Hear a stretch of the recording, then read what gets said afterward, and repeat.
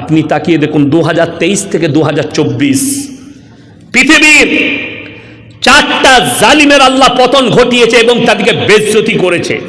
Number 1 Sri Lanka, দেখেছেন না? দেখেননি? দেশ ছেড়ে পালিয়েছে, মন্ত্রীদের পাছা ফাটিয়ে দিয়েছে, সাধারণ লোকে রাস্তায় ছুটেছে আর পাছায় বাড়ি মেরেছে। নাম্বার 2 রাজহাঁসের মাংস, পাতি হাঁসের মাংস, ইলিশ মাছের পাতুরি, ভেটকি মাছ, গোলদা চিংড়ি, পাবদা, দেশি মুরগি সব রেডি রান্না, ডাইনিং টেবিল রেডি। ডাইনিং টেবিলে খানা লেগে গেছে, ম্যাডাম গোসল করছেন, গোসল রেডি, কাপড় পরে খানা খেতে বসবে। সেনা প্রধান ঢুকে বলল 40 মিনিটের ভেতরে যা নিবেন গুটি পাঠিয়ে বেরিয়ে যান, জনসমুদ্র আসছে আপনার বাড়ির দিকে, আপনাকে হত্যা করা হবে। দেশ ছেড়ে পালাতে হয়েছে, তার নাম হচ্ছে হাসিনা। ঠিক কি না? কথাটা বলেন। ভারতে বসে আছে। দেখুন নাম্বার 3 বাশার আল আসাদ, সিরিয়ার বাদশাহ, দেশ ছেড়ে এমন জায়গায় লুকিয়েছে, তার গোডাউনে 4,500 কোটি টাকার খালি 4 হুইলার নামানো আছে। 4,500 কোটির। কোনো গাড়িটা 300 কোটি দাম, কোনো গড়িটা 250 কোটি, কোনোটা 100 কোটি, কোনোটা 50 কোটি, এরকম 4,500 কোটির গাড়ি খালি তার গোডাউনে রাখা আছে। দেশ ছেড়ে পরিবার নিয়ে পালিয়েছে, কেউ জানে না কোথায় লুকিয়েছে। তাকে আল্লাহ রান্না ভাত খেতে দেয়নি, বেইজ্জতি করে দেশ ছেড়ে পালাতে হয়েছে।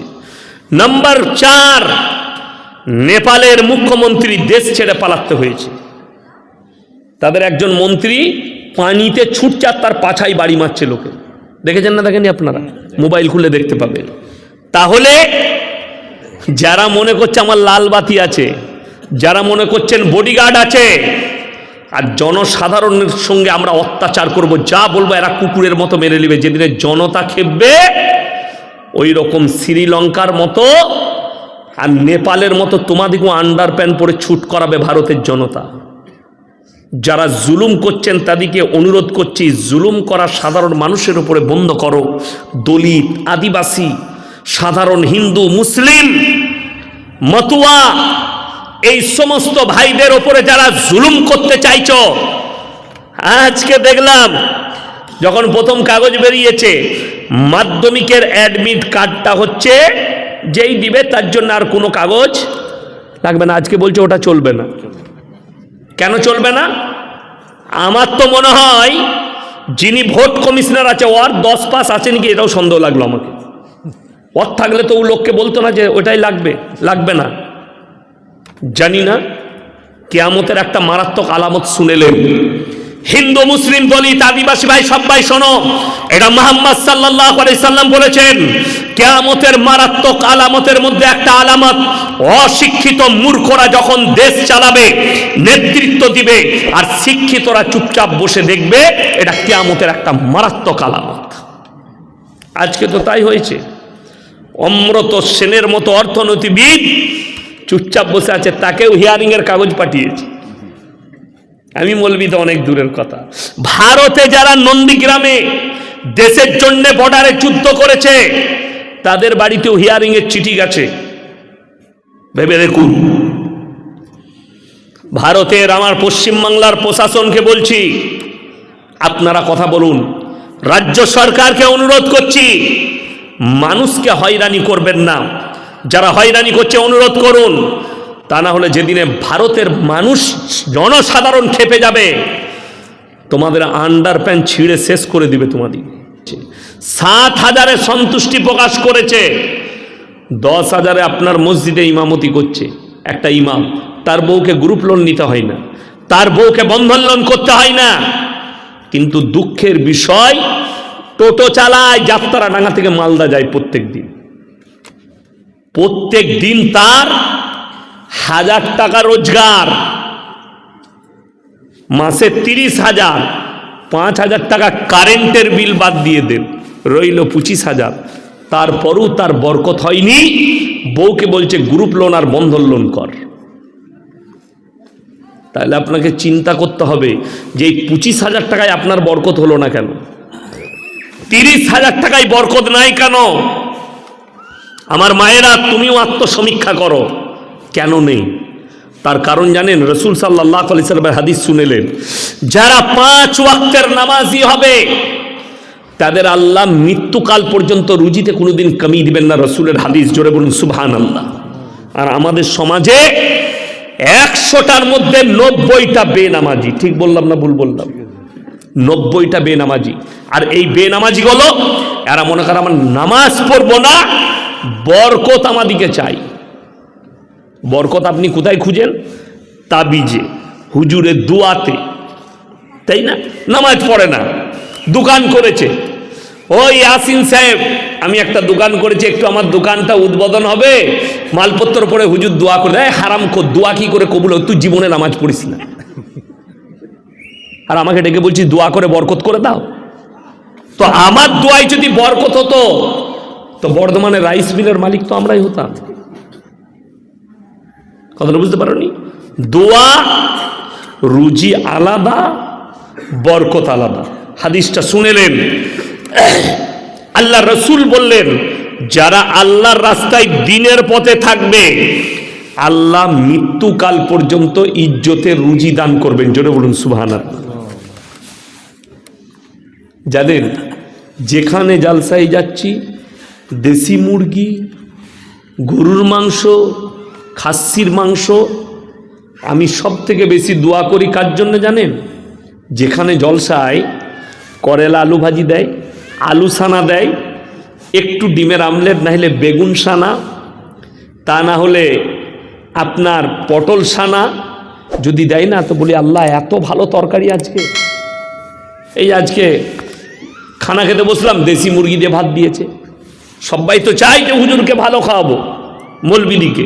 আপনি ভেবে দেখুন, আমরা চাই না দস্তরখানে পৌঁছে যাই। আল্লাহর তরফ থেকে আল্লাহর রাস্তায় দিনের পথে থাকুন। আমি বলছি, ইজ্জতের রুজি আল্লাহ আপনার কাছে পৌঁছাবে। আর রুজি মানে এটা নয় যে প্রত্যেক দিন খাসির মাংস খাবো। যে লোকটা প্রত্যেক দিন খাসির মাংস খাবে, 1 সপ্তাহ পরে মালটা মারা যাবে। ঠিক বললাম না ভুল বললাম? ডাক্তার বলছে কেউ যদি 100 গ্রাম খাসির মাংস খায়, ডাক্তাররা বলছে সেটা হজম হতে 250 মিনিট সময় লাগে, দিনে আর রাতে, তারপর দিন সকালে, তারপর দিন দুপুরে। সে আর বাঁচবে? যারা বড় লোক তাদেরকে জিজ্ঞেস করুন। আমি 1 সপ্তাহ আগে গুয়াহাটি গিয়েছিলাম, আসাম প্রোগ্রামে নামলাম। কতটা যেতে হবে বাবা? বলে হুজুর 200 কিলোমিটার। গাড়ি নিয়ে এসছে নিতে। আমি বললাম আমি তো ততক্ষণ থাকতে পারবো না, প্লেন লেট করেছে, যে কোনো ধাবাতে হোটেলে ঢুকো, আমি খানা খাবো। তো একটা হোটেলে ঢুকলাম, আমি বললাম কি আছে? বললে হুজুর থাল আছে। কত দাম? সবজি ভেজ থাল 150 টাকা। বলে নিয়ে এসো। কি কি দিল জানে? আমার জান ভরে গেল। মাছ, কাগজি লেবু দিয়ে মাছ সানা, বেগুন সানা, আলু সানা, মাশরুমের ডাল, আর আপনার সব সানা পুরা। দারুণ লাগলো আমাকে। আমি বলে এরকম আমরা হোটেলে খাই নাই, আমাদের দেশে খুব ভালো লাগলো। দোয়া করলাম এত ভালো খাবার কেন? যেখানে যাচ্ছি গোশ, মাছ, মাংস রোজ ভালো লাগে না। বাড়িতে কি খাই গেলে দেখতে পাবে। এখনই আমার বিবিকে বলছিলাম যে কালকে দুপুরে একটু বেগুন সানবে, গাছের বেগুন তুলে, বাড়িতে গাছ আছে, বেগুন তুলে আর একটু পুঁই শাক রান্না করবে। যেখানে এরা গোশ খাই মেরে দিলে আমাদের। বেশিরভাগ ইমাম সাহেবদের সুগার হয়ে যাচ্ছে, লোকরা খাইয়ে সুগার করে দিচ্ছে।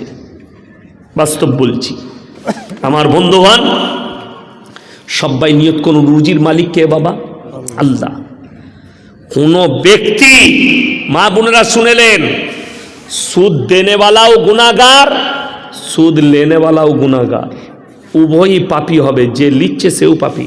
অনেক গরিব মানুষ, মা বোন বলবেন, ভাই বলবেন, হুজুর আমি গরিব, আমার সংসার কি তুমি চালিয়ে দেবে? এখানে যারা বড় লোক বসে আছেন এই যাত্রাডাঙ্গা, তারা শুনেলেন, একজন গরিব মানুষ সে যদি সুদের ওপরে পয়সা নেয় সে পাপী হবে। তার সাথে সাথে গ্রামের বড় লোকরাও গুনাহগার হবে। যদি বলেন কেন, তার বাস্তব চিত্রটা শুনেলেন। তুমি যদি জাকাত দাও, জাকাত ফরজ, অথচ আমাদের অনেক মুসলিম ভাই জাকাত দেয় না, ঠিক বললাম না ভুল বললাম? গ্রামে যাত্রাডাঙ্গায় যত বড় লোক আছো,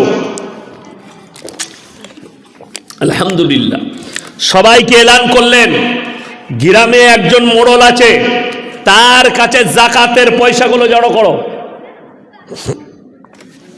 2 ভাগ মাদ্রাসাওয়ালা দিকে দিয়ে দাও। যারা মাদ্রাসা আছে আশেপাশে এলাকায়, জাকাতের পয়সা মাদ্রাসা দিকে, আর 2 ভাগ পয়সা থাকবে গ্রামে কোন এতিম মিসকিনের বিয়ে হচ্ছে না, কে বাড়ি করতে পারছে না। রসুলের হাদিস জানেন, তোমরা তোমাদের বাড়ির দেওয়ালটা এতটা উঁচু করো না যে পাশের গরিবের গরিবিটা না দেখতে পাও। আপনি রাত্রেবেলায় বাড়িতে খানা খেলে পাশের বাড়িতে গরিব থাকলে খোঁজ নিতে হবে তার বাড়িতে রান্না হয়েছে কিনা। এটা রসুল সাল্লাল্লাহু আলাইহি সাল্লামের হাদিস। আপনি রাস্তায় কোনো হোটেলে বসে খাচ্ছেন, আপনাকে দেখতে হবে কোনো ভিক্ষুক দাঁড়িয়ে আছে কিনা, সেক্ষেত্রে না পেলে তাকে খাইয়ে দাও। নবীজি সাল্লাল্লাহু আলাইহি সাল্লামের আদর্শ এটা, হাদিস। তোমরা গরিবের গরিবিটা দেখে চুপচাপ নিজের পেটে পুড়ে লাও না, তার কাছেও কিছুটা শেয়ার করো, খাবার দাও। এটা রসুল সাল্লাল্লাহু আলাইহি সাল্লাম বলেছেন। আপনি মুমিন এমনি হবেন না। ওই জন্যে হারাম জানার পরে কোনো ব্যক্তি যদি সুদ খায়, সে আল্লাহর সঙ্গে যুদ্ধ ঘোষণা করে দিল। আল্লাহ রসুল সাল্লাল্লাহু আলাইহি সাল্লামের হাদিস, কোনো ব্যক্তি যদি একবার সুদ খায়, নিজের জন্মদাতা মায়ের সঙ্গে 36 বার জিনা করার সমান পাপ হবে। বলুন নাউজুবিল্লাহ। কালকে দিনাজপুরে একজন আমাকে বলছে, হুজুর, একজন মুফতি সাহেব বলেছে সুদ খাওয়া যায়, যেমন সুদের টাকাগুলো সে মালকিয়ে দিবি। এই ঝাড়খণ্ডে না কোথায় বাড়ি, জাহাঙ্গীর না কি নাম, সে বলেছে ব্যাংকের যে সুদ পাওয়া যায় সেটা জায়েজ। ওই খেয়ে মৌলবি হলে তো ওই ফতোয়াই দিবে। সুদ খেয়ে কোরআনে কোনো আর বিকল্প ব্যাখ্যা নেই।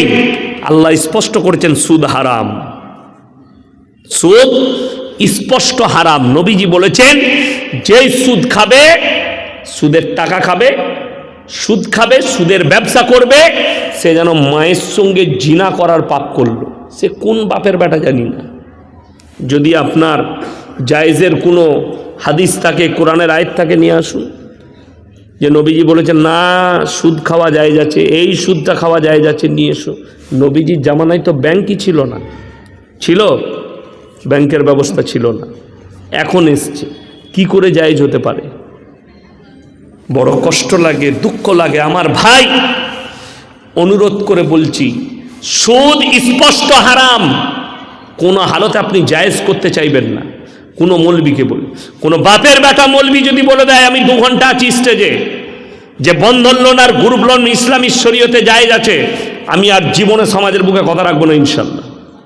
বলে দে, ক্যামেরা চলছে, গোটা জাতি দেখবে তার চেহারাটা, ওরা সমাজ দেখবে, পৃথিবী দেখবে যে এই মৌলবী বলল জায়েজ আছে। বলতে পারবে না কোনো বাপের বেটা। হারামটাকে কি করে জায়েজ করতে পারো? নিজের সুবিধার্থে, নিজের প্রয়োজনে, দরকার নেই। আমার বন্ধুগণ, আমার ভাই, ওই জন্য সকলকে অনুরোধ করছি, হারাম থেকে আমরা নিজেকে বাঁচাবো। জোরে বলুন ইনশাল্লাহ। মদ ইসলামে হারাম না হালাল? কথা বলেন হারাম। গাঁজা ইসলামে হারাম না হালাল? নেশাগ্রস্ত জিনিস তোমাদের জন্য হারাম। আপনাকে আমি দেখিয়ে দেবো, এই মালদা ডিস্ট্রিক্টে দেখাবো, মুসলমান ছেলে মদ খাচ্ছে, মদ বিক্রিও করছে। মুসলমান ছেলে গাঁজা পান করে, গাঁজা বিক্রিও করে। মুসলমান ছেলে হেরোইনের ব্যবসা করছে, গাঁজার ব্যবসা করছে, আফিংয়ের ব্যবসা করছে।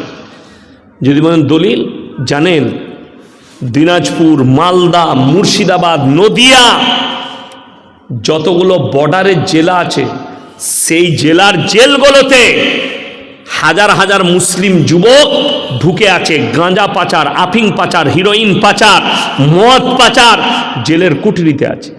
1 মাস আগেকার খবর, নদিয়া জেলার যায় থানাটার নাম হচ্ছে আপনার কালীগঞ্জ থানা, এই 34 নম্বরের ওপরেই পড়বে, পলাশির পরে কালীগঞ্জ থানা।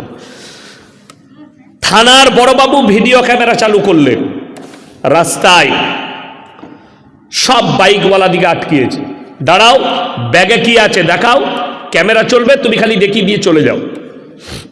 সব বাইক খুলে দেখাচ্ছে। মুসলিমদের দুটো ছেলে নতুন বাইকে, কাঁধে ব্যাগ আছে স্কুলের মতো, বলে বার করো কি আছে। ব্যাগ খোলা মাত্র তাদের ব্যাগ থেকে 2 কিলো 200 গ্রাম হেরোইন বের হলো। দুটোই মুসলিমদের ছেলে। তাদেরকে জিজ্ঞেস করলো কে দিয়েছে, স্যার আমরা চিনি না। কোথায় নিয়ে যাবে, সে খালি 20 কিলোমিটার পাচার করবে, 5 লাখ না 7 লাখ টাকা থেকে দিবে বলেছে। যার কাছে দিবে তাকেও চিনে না, ওর লোকেশন ধরে মালটা নিয়ে নিবে।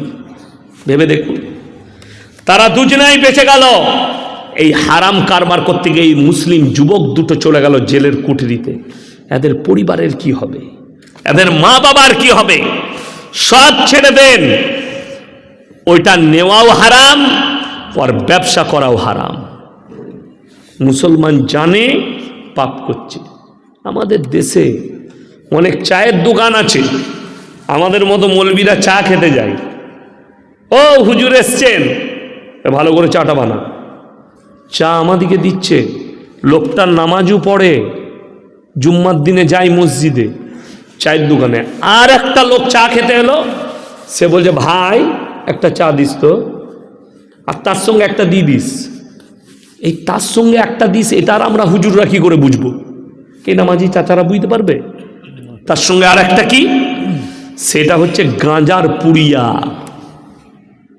এরা যেন বুঝতে না পারে, ওদের ঠিক কোড নম্বর আছে।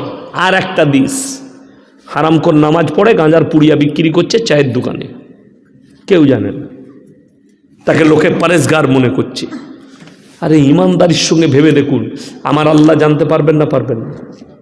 কোরআনে আছে ইন্নাল্লাহা লা ইয়াখফা আলাইহি শাইউন ফিল আরদি ওয়ালা ফিস সামা। হে নবী বলে দাও, আসমান আর জমিনের মধ্যে যা কিছু আছে কোনো জিনিসটা আমার আল্লাহর কাছে গোপন নাই, কোনো জিনিস গোপন নাই।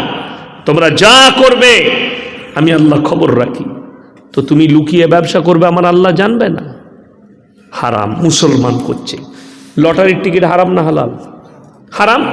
মুসলমানকে আমি দেখিয়ে দেবো, প্রকাশ্যে লটারির টিকিট মুসলমান যুবক বিক্রি করছে। ঠিক বললাম না ভুল বললাম? সে জানে হারাম, বিক্রি করছে। কেন? সমাজ ব্যবস্থা তো তাকে বাধা দেয়নি।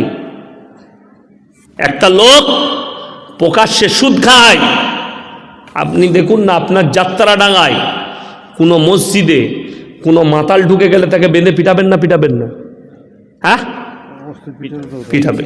আরে বর্ধমানের কথা বলছি আমি, জায়গার নাম করবো না, রেকর্ডিং হচ্ছে তো। বর্ধমানে এক জায়গায় বুগি বুগি ড্যান্স হচ্ছে, মেলা বসিয়েছে মুসলিমরা, কোনো অমুসলিমরা লয়, মুসলিমরা বুগি বুগি ড্যান্স হচ্ছে। কোথায়? কবরস্থানের পাশে। কোথায় বললাম? কবরস্থানের পাশে। আদিবাসী ভাই, তারা বেশিরভাগ অশিক্ষিত হয়। একটা আদিবাসীদের ছেলে গরু চড়াচ্ছে, গরু ছাগল চড়াতে গেছে মাঠে, কোন রকম কবরস্থানে ঢুকে গেছে। তার বিচার ডেকেছে ক্লাবে। কারা? মুসলিমরা। তার বাপ এসে বলছে, দাদা আমার ছেলেটা লেখাপড়া জানে না, গরিব মানুষ আমরা, ক্ষমা করে দাও, আমার ছেলে ভুল করেছে। হারামখোর নেতা বলছে মুসলিমদের লিডার, মোড়ল, বেঁধে পিটাবো, 5,000 টাকা জরিমানা দিতে হবে, কবরস্থানে ছাগল গরু ঢুকিয়েছে। আর ওই হারামখোর মোড়ল কবরস্থানের পাশে বুগি বুগি ড্যান্স করছে মেলা বসিয়ে। শুধু তাই নয়, কবরস্থানের দেওয়ালে বোর্ড দিয়েছে, পবিত্র কবরস্থান, কেউ প্রস্রাব করিবেন না, কিন্তু ওর বাপ দাদু গান শুনতে খুব ভালোবাসে, কবরের পাশে গান বাজনা করবে। এই জাতিকে কে বুঝাবে? এই জাতি কি করে পরিবর্তন হতে পারে? এরা জান্নাতের আশা করে, এরা জান্নাতের যাবার নিয়ত করে বসে আছে। কেন? আমি বলে যাচ্ছি, কোন মসজিদের সেক্রেটারি, কোন গ্রামের 16 আনার মানুষ কোনদিন মসজিদে দাঁড়িয়ে বলতে পেরেছে যে ব্যক্তি প্রকাশ্যে সুদ খাও তাকে আমরা সমাজে নেব না? সমাজ থেকে বাইরে বলতে পারো না। কেন? বলবে কি করে? আমি মসজিদের সেক্রেটারি, আমার ভাই সুদ খায়। আমি মসজিদের ক্যাশিয়ার, আমার ভাই মদ খায়, আমার ভাই মদের ব্যবসা করে। আমি মসজিদের মেম্বার, আমার ভাই লটারি ব্যবসা করে। তাহলে আমি বলবো কি করে? ওইটাই তো অসুবিধা। আর কোরআন ওইটাই বলেছে। কোরআন কি বলেছে? ওইটাই। তোমরা নিজেকে জাহান্নামের আগুন থেকে বাঁচাও, তোমাদের পরিবারকে বাঁচাও। নিজেরা বাঁচো, পরিবারকে বাঁচাও। নবীজিকে আল্লাহ তাআলা বললেন, তোমার সাহাবিনীকে বলো, উম্মত উম্মতিকে বলে দাও, ভালো কাজের আদেশ, অসৎ কাজের নিষেধ। আমরা করতে পেরেছি? আপনার চোখের সামনে অন্যায় হয়, আপনি প্রতিবাদ করেন না কেন? আমি কেন খারাপ হতে যাব? ঠিক বললাম না ভুল বললাম? আপনি গ্রামের নামাজি, আপনি পরেজগার ব্যক্তি, মসজিদে নামাজ পড়তে যাচ্ছেন, চারটা মুসলমান ছেলে বসে তাস খেলাচ্ছে, আপনি বললেন আমি এদের কাছে খারাপ হতে পারবো না, ওই যা খাচ্ছে করুক, নিজের জবাব দিবে। আমি বলছি তুমি মুমিন হতে পারবে না। চ্যালেঞ্জ। সেই লোক মুমিন নয় যে চোখের সামনে অন্যায় হবে, মুসলিমরা অন্যায় করবে আর প্রতিবাদ করবে না। আমি তো বলেছি যার ভালো লাগবে না আমাকে দাওয়াত দাও না, আমি দাওয়াতের বোকা নয়। ইয়াসিন সাহেব এরকম কথা বলে, ওকে আর দাওয়াতই দেবো না। তুমি বুঝে নিবে, তোমার আমাকে যেই দাওয়াত দিবে এই কথা বলবে। এখনই যদি কমিটির লোক বলে এত করা বক্তব্য দেবে, আমার গাড়ি দাঁড়িয়ে আছে, নামবো, পালাবো। কালকে আবার যেখানে যাবো একই কথা বলবো। আমি তোমার বাঁয়ে বোয়ানো লোক নয়, আর আমি তোমার মসজিদের ইমাম নয় যে আমার চাকরিটা চলে যাবে। আজকে একটা ইমাম হক কথা বললে সকালবেলায় তার চাকরি চলে যায়, মসজিদের কমিটিরা তাকে তাড়িয়ে দেয়। কেন? এ তো হক কথা বলে দিয়েছে, গায়ে লেগেছে, সুদ হারাম বলেছে, ও তো সেক্রেটারি সাহেবের ভাই সুদ খায়, ওই জন্য বলে ওকে তাড়িয়ে দেয়। আমাকে তাড়াতে পারবে? কত সুজা আমাকে স্টেজ থেকে তাড়াতে পারবে? এতটুকু পারবেন আপনি। আমার মুখের লাগাম আপনি লাগাতে পারবেন না। আবার যেখানে যাবো এই কথাই বলবো, তোমার থেকে বেশি হক শুননেওয়ালা লোক আছে। বড় কষ্ট ওইটাই যে আমাদের সমাজের লোক হক বলতে পারে না, চোখের সামনে অন্যায় হয়। আল্লাহ কোরআনে বললেন, তোমরা যদি দেখো কোন জায়গায় তোমার চোখের সামনে আল্লাহ বিরোধী কাজ হচ্ছে, রসুল বিরোধী কাজ হচ্ছে, শরীয়ত বিরোধী কাজ হচ্ছে, হয় শক্তি থাকলে হাতের দ্বারা রুখে দাও, তা না হয় জুবানের দ্বারা রুখো, তা না হয় ঘৃণা করে ওই জায়গা থেকে সরে চলে যাও। পেরেছি আমরা সত্যে? আজকে বলুন, একটা জলসা করছেন, জলসা ভেবে দেখুন না। আপনি বলছেন মেলা না করলে আমাদের জলসা হবে না। কত বড় নেচার খারাপ হয়েছে আপনার আমার। বাস্তব বলছি, কালকে যেখানে জলসায় ছিলাম, হুজুর ছেলেরা গান বাজনা করত, বুঝিয়ে পাড়িয়ে জলসা দিচ্ছি, ওই জন্য মেলাটা বসিয়েছে। মনে বসা, এখানে জিনা তো আমার মা বোন করতে হবে না, তোর মা বোন জিনা করবে, আমার কি? আপনারা মনে করছেন জিনা কাকে বলে? শারীরিক মিলনটার নামই শুধু জিনা নয়। আলেমরা বসে আছে, হাতের জিনা হয়, চোখের জিনা হয়, নফসের জিনা হয়, পায়ের জিনা হয়, কানের জিনা। যদি বলেন কেন? কোন নারীকে, পর নারীকে যদি খারাপ নিয়তে যদি কেউ হাত লাগায়, হাতের জিনা। চোখের দ্বারা যদি ব্যভিচারের ইশারা করে, চোখের জিনা। মুখের দ্বারা যদি কেউ কি দাওয়াত দেয়, মুখের জিনা। পায়ের দ্বারা ওই পাপের আড্ডাখানায় যাবে, পায়ের জিনা। কানের দ্বারা খারাপ কথা শুনবে, কানের জিনা। এতগুলো পাপ আছে জিনার। আমি ব্যাখ্যা করব, তার আগে বলে নিই, আমার ভাই, 5 ওয়াক্তের নামাজ পড়া ফরজ না ফরজ না? কথা বলেন, ফরজ। আপনি চলুন, আমাদের সমাজে 100-র মধ্যে 90টা বেনামাজি মানুষ আছে। ঠিক বললাম না? নামাজি পড়ে না। তার মধ্যে 3টে কোয়ালিটির নামাজি আছে আবার, একটা 5 ওয়াক্তের, একটা জুম্মার, একটা ঈদ আর বাকরা ঈদের, তাই না? জুম্মা 5 ওয়াক্তের নামাজি আলহামদুলিল্লাহ। কিছু লোক আছে জুম্মার দিনে ওই তো লটারিওয়ালা, মদের ব্যবসায়ী, সুদের ব্যবসায়ী, এরা আবার জুম্মার দিনে আসে, সারা সপ্তাহ লটারি বিক্রি করছে। অনেকজন বলবেন লটারি হারাম কেন? ভাগ্যের মালিক কে? কথা বলে না? এই আপনারা বলুন, ভাগ্যের মালিক কে? আল্লাহ। যদি ভাগ্যের মালিক আল্লাহ হয়, অনেক মুসলমানের আকীদা বিশ্বাস এই 204 ঘরের লটারিটা কাটলে আমার টাকা পড়বে, এটা আমার লাকি নম্বর। ইমান ধ্বংস হয়ে গেল। কোন